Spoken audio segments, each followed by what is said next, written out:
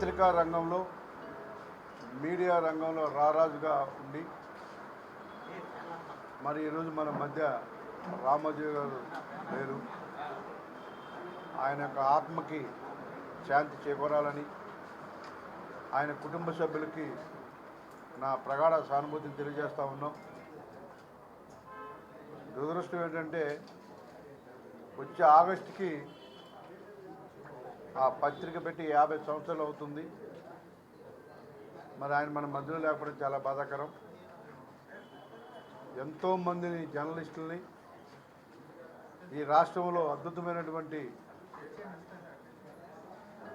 న్యూస్ని ప్రజలకు కావాల్సినటువంటి మంచిని ఇవాళ చూపించినటువంటి సంస్థ ఈనాడు. ఈనాడుకు ఒక బ్రాండ్ ఉంది, ఆయన క్రమశిక్షణే బ్రాండ్. అలాంటి వ్యక్తి వాళ్ళు మన మధ్య లేరు.